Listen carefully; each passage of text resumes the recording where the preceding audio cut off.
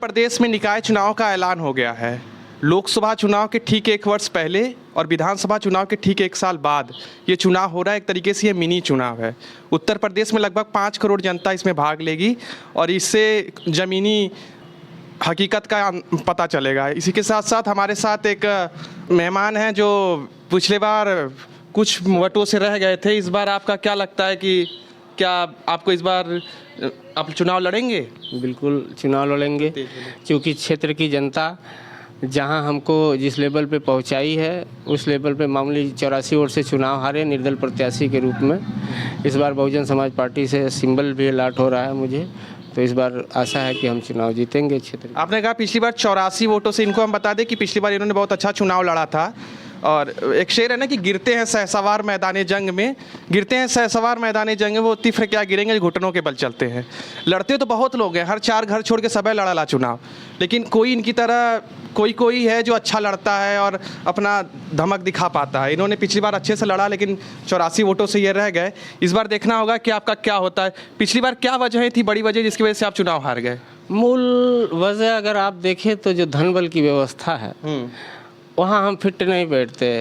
मैं बहुत week family से आता हूँ और गरीबी के हिसाब से, लेकिन एक समाज सेवा का जुनून है हमारे अंदर और उस जुनून के तहत जो है और मैं निरंतर 15 साल से जनता के बीच में लगातार सेवा करता रहता हूँ। जो भी समस्याएं क्षेत्र की उनको निगम तक पहुँचाता हूँ, संबंधित विभाग तक पहुँचाता हूँ, संबंधित अधिकारियों से रिक्वेस्ट करके प्रेयर करके।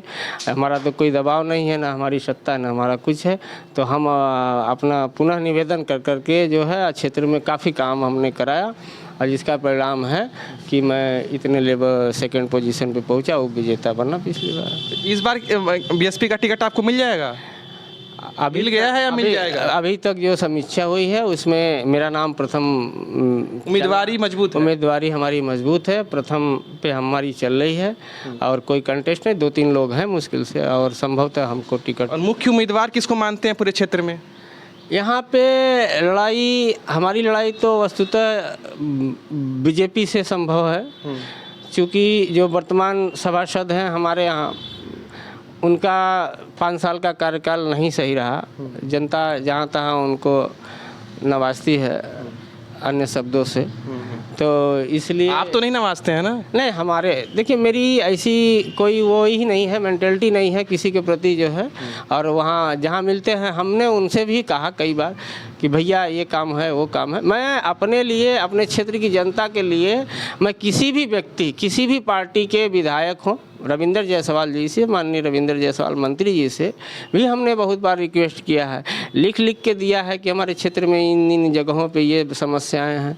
तो उनको भी कहा हमने, जो वर्तमान पार्षद हैं उनको भी हमने कहा, वो सपा से बिलोंग करते, तो उनको भी हमने कहा कि भाई साहब ये यहाँ समस्या है, ये यहाँ समस्या है और इसमें आप कोशिश करिए, क्योंकि भाई आप सभासद हैं तो आपका ज़्यादा आप चूँकि आप लोकतंत्र के लिए बहुत मजबूत है कि विपक्ष के लोग एक दूसरे से मिलते रहे। और बिल्कुल यही तो लोकतांत्रिक व्यवस्था है हमारी कि यहाँ विपक्ष है ही नहीं, ये हमारा क्षेत्र है। यहाँ आपसी व्यवस्था, आपसी तालमेल से सभासद मैं हूँ या कोई हो, सपा का हो, बीजेपी का हो, हम अपेक्षा करते हैं सबसे कि वह मिलजुल कर हम उनके साथ आ जाए, हमारे साथ लग जाए, हम भी उनके साथ लग जाए, बुला ले हमें भी क्षेत्र के काम के लिए।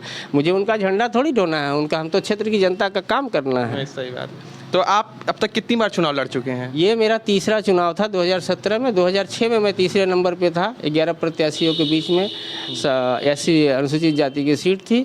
इसके बाद 2012 में महिला सामान्य सीट थी, उसमें 16 प्रत्याशी थे, उस समय भी मैं तीसरे नंबर पे था। 2017 में उप विजेता रहा।